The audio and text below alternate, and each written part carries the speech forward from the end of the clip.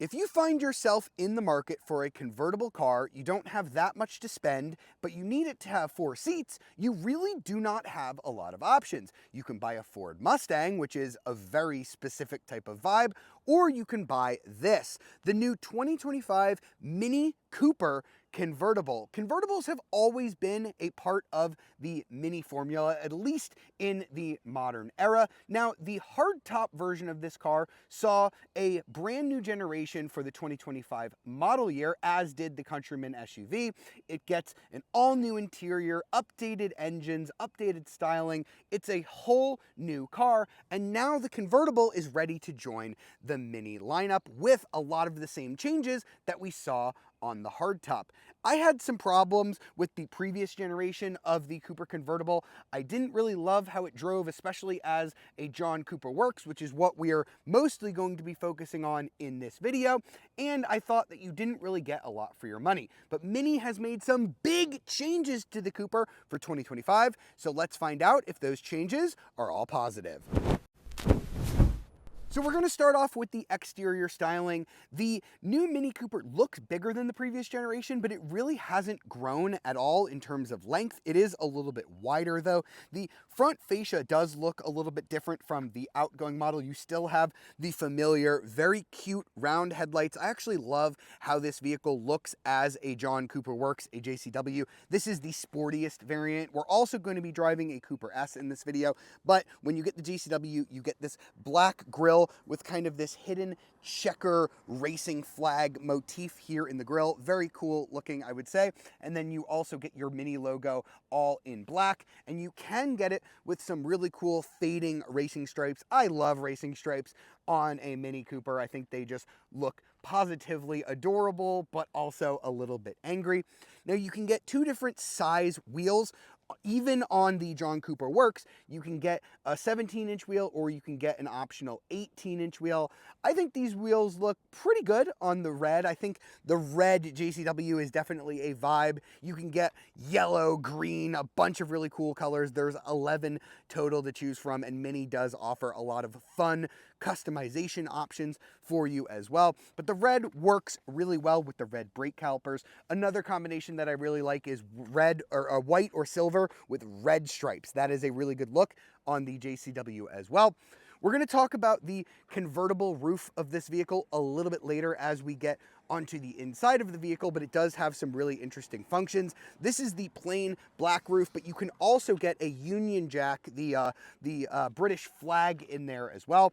And then here at the back, something I forgot to mention with the headlights, but the taillights have all of these different segments here.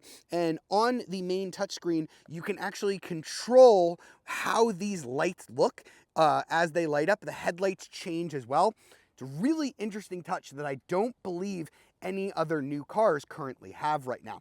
And then if you get the John Cooper Works, you have your John Cooper Works badge right here. Cooper is going to be all blacked out. And then down here you get this racy diffuser with a center exhaust. That is what you used to get on the old school Minis. So I love the single exhaust. That is a really nice throwback on these JCW models. Something interesting to note, that if you just get a regular Cooper or a Cooper S, you do not get any exposed exhaust, which kind of makes them look like electric cars, even though they're not. So I do love that the John Cooper Works has an exhaust pipe, although I do wish the others did as well. Now we're going to step inside the JCW convertible. I'm not going to do a super long interior walk around. If you want to see a video of the new Cooper's interior, I do have a video on the Cooper S hardtop, but we are going to talk a little bit about the JCW specific stuff here on this convertible trim. So all of the JCWs are going to have this seat. It's a little bit of a sportier,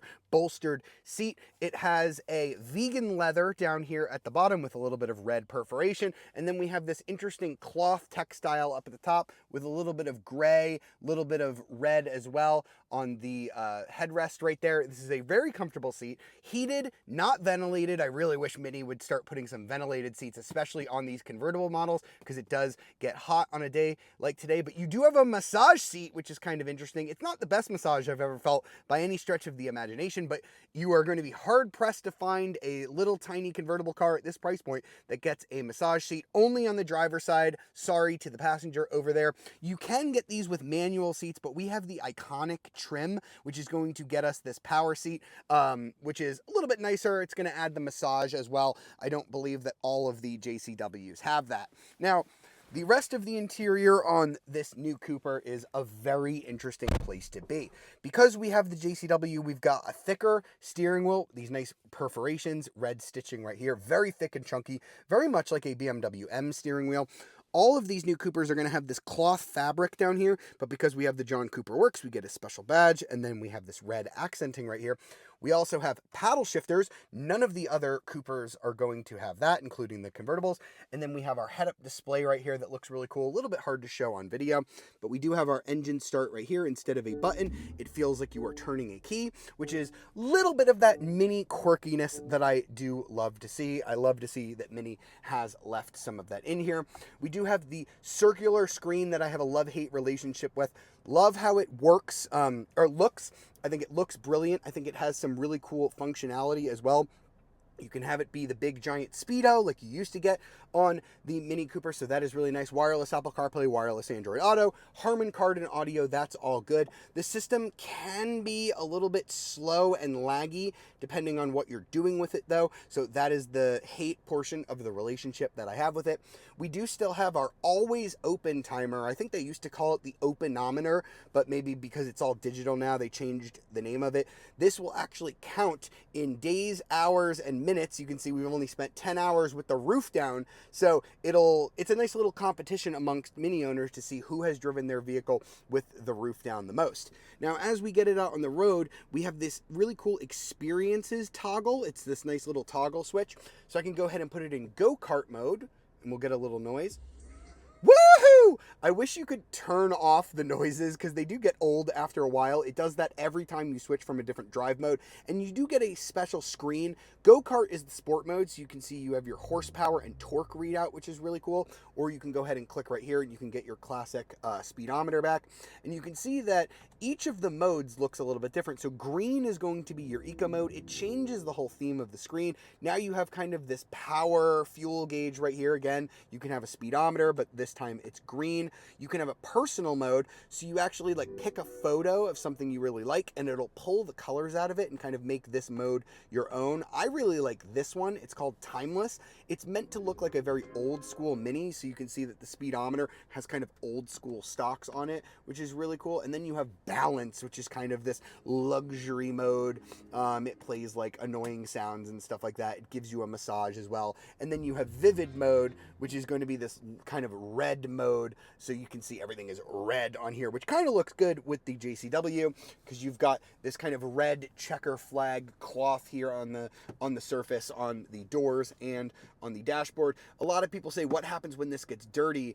I've had a pretty good amount of time with this material, and it is made of, like, it has like recycled microplastics and stuff in it, so water and liquids tend to bead off and it doesn't really like rest in there. So I don't believe that that is going to get dirty, and I do think it feels really premium. I will say this entire cabin feels more premium than the outgoing Cooper. I love this wireless charger, very BMW-esque.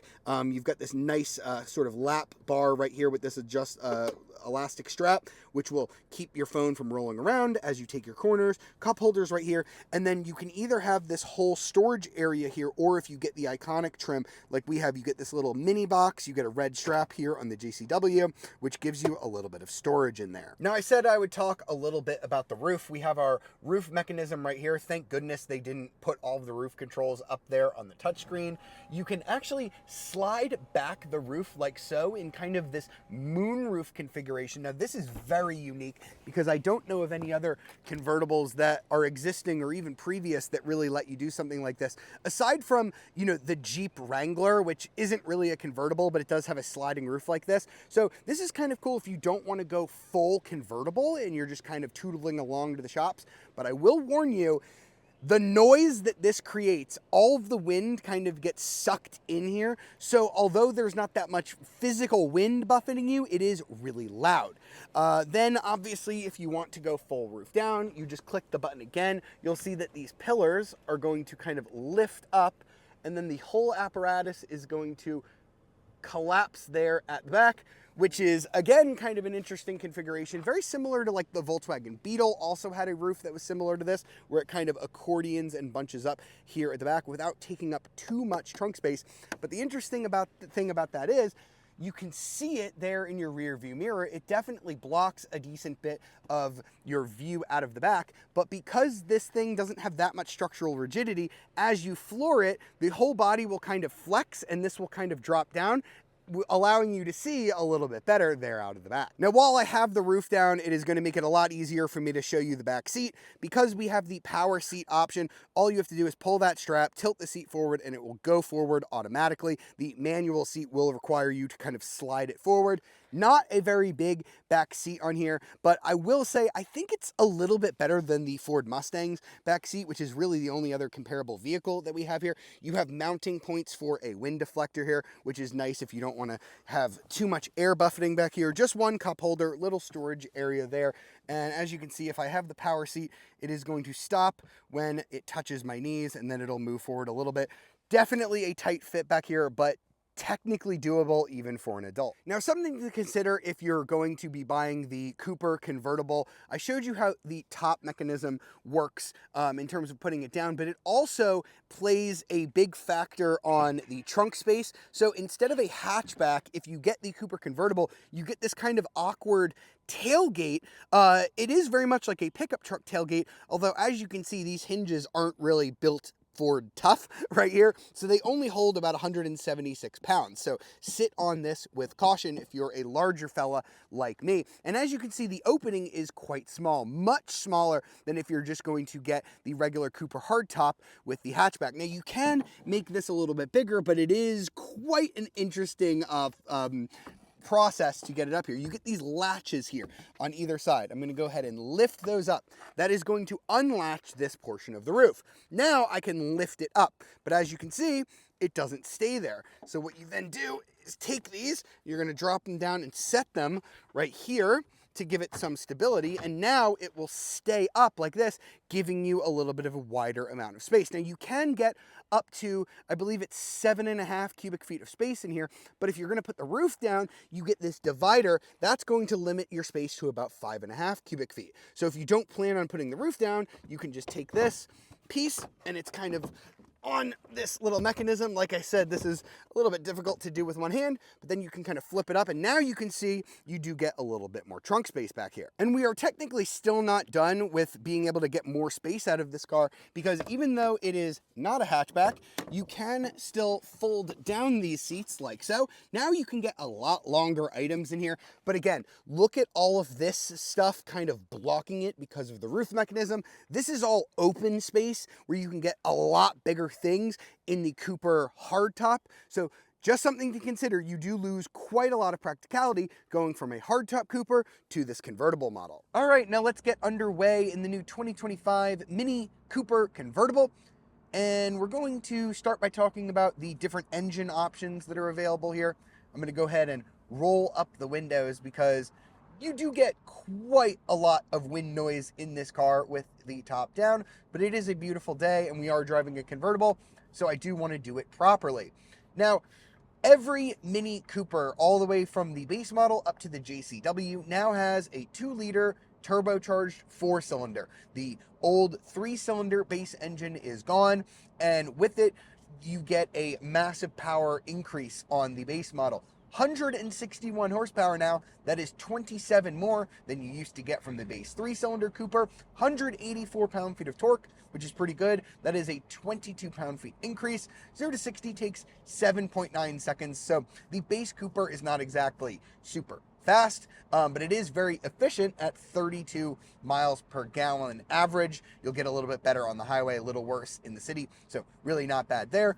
All Mini Cooper coupes, or the convertible in this case, are front-wheel drive, being sent there through a 7-speed dual clutch transmission. There is no more 8-speed automatic, not even for the John Cooper Works models. Now, the one we're driving, and the one that I think is probably going to be the sweet spot of the convertible range, is the Cooper S. So the engine goes from 161 to 201 horsepower. That's a 12 horsepower increase over the previous generation Cooper S, and the torque goes all the way up from by 15 to 221 pound-feet. So Mini says this Cooper S convertible will do 0 to 60 in about 6.7 seconds, so significantly quicker than the base car, but it still averages a rather impressive 30 mpg. So like I said, I think this is probably going to be the best of all worlds for most people. And what I'm going to go ahead and do now is use that experiences toggle to go ahead and put it in go-kart mode. I'm going to get my woohoo! And let's see how the Cooper S handles. So I've driven the Cooper S Coupe quite a bit, and although I like that car, I think they made a lot of livability improvements to it. There's a few things that I wasn't a fan of. The big one being no paddle shifters on the Cooper S. You're going to have to upgrade to the JCW if you want paddle shifters. And as an enthusiast driver, I felt that that was kind of a mistake. However, in a convertible, I feel like I just don't care as much. I'm just having the top down. I'm just trying to have a good time. I really don't care all that much about changing my gears manually and going as fast as I can. I will say the power delivery is very good. This dual clutch transmission is extremely smooth. It really doesn't like bang shifts at all. It does shift rather rapidly, but in a smooth manner, one that is not going to disturb you. It does respond really quickly, even without paddle shifters. I didn't really feel the need to have them, especially when you're in go-kart mode. There is a little bit of turbo lag off the line, especially when you have the stop-start engage. The stop-start engages, and then the engine kind of has to spool up and think about it a little bit. But in go-kart mode, there's a good immediacy from the dual clutch transmission. And then 201 horsepower, I think, is plenty for most people. You're really not going to need a whole lot more to step up to the JCW. And the thing about a Cooper convertible is you lose a lot of structural rigidity in this car.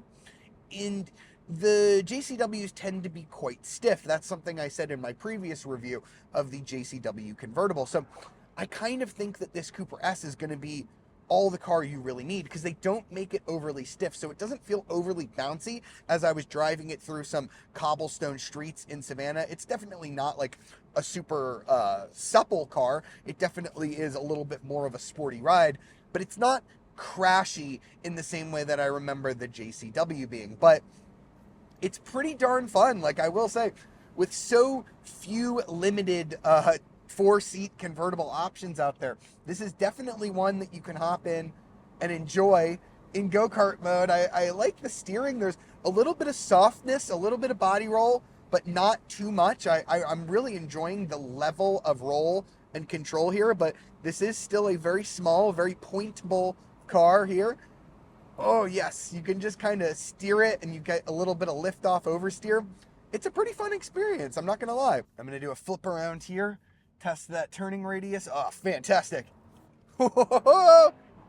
And then you can you can definitely peel out with the front wheels. You don't need the JCW to spin those front tires pretty well. Woohoo! All right, now we've got a bit of straight road, nobody behind us. We can see how this thing gets off the line. Foot on the brake, foot on the gas, and let's go. Oh, a little bit of chirping. There's 60. That was 0 to 60 in 6.52. Not that bad. That's quicker than Mini says. And I don't even feel like, if it has launch control, it didn't really like do any launch control things. I think it was probably cutting power with the traction control, if I'm being honest here. I want to see if I can maybe figure out how to get traction control off. Let's just do 0 to 60 again. It's not really letting me build revs. Let's go. Oop.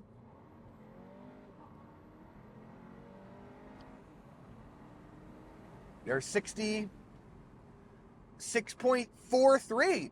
Wow, even quicker that time. So even without getting it in all of the correct modes, it's still pretty darn quick off the line, I gotta say.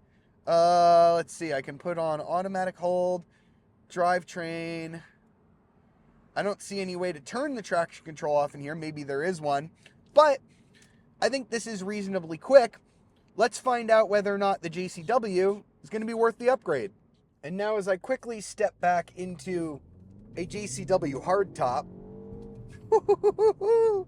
I'm quickly reminded, that this is, if you want a JCW Mini, why would you bother with the convertible? It's just bouncy. I mean, this is not exactly more comfortable. However, because I have a hardtop roof, I have more structural rigidity. I've got cracks and pops, although they are for sure coming from the speaker and not from the exhaust pipe. But this is what you want. If you want paddle shifters and red seats and all this stuff, it is best enjoyed as a hardtop. Save yourself a lot of money, which we're about to talk about. If you want a JCW, get a coupe. If you want a convertible, just get a base or maybe an S. So that's going to wrap up our time with the 2025 Mini Cooper convertible. The base model is going to start just under $34,000, not including an $1,100 destination fee. Stepping up to the Cooper S is going to cost you $37,200, so a decent jump up for the power. If you don't care about performance, I think you'll probably be just fine with the base Cooper, especially now that they are all 4 cylinders. Now we get to the JCW, which is $43,700. It's about $1,000 more than the outgoing model. I definitely think this is nicer, has a lot more technology, not all of which is standard. So all of those 3 trims that I mentioned don't get a lot of things like the power seats, adaptive cruise control, 360-degree camera, massage seat for the driver. A lot of that is extra. They have a Signature Plus package available on all of the trims. That's $2,400. The Iconic trim, which is what we saw in this video, is an extra $4,100. So if you add $4,100 to the $43,700 price tag, you're really looking at about $48,000 before you add colors and other things like that to customize it. So you're getting it at almost $50,000 if you want a John Cooper Works convertible. That's $5,000 more than the hardtop, no matter which trim level you're looking at, a base Cooper, a Cooper S, or the John Cooper Works. You're going to be spending $5,000 more if you want the convertible roof. Now, if you want that, I think that's all well and good, but I think you should save the money on the powertrain and just get the base Cooper or the Cooper S. And if you really want this JCW, as we saw in the video, it's just better suited to the hardtop. It's sportier, it kind of matches the vibe of the powertrain a little bit better, and you'll save, like I mentioned, $5,000. But let me know in the comments, which Cooper would you buy? Would you buy a hardtop? Would you buy the convertible? And let me know if you would get the base Cooper, the S, or the JCW, or would you forget everything I said in this video and go get yourself a Ford Mustang? I want to hear from you in the comments. And as always, if you enjoyed this video, be sure to like, subscribe, and ring that notification bell to be alerted of our latest videos. And I'll see you next time.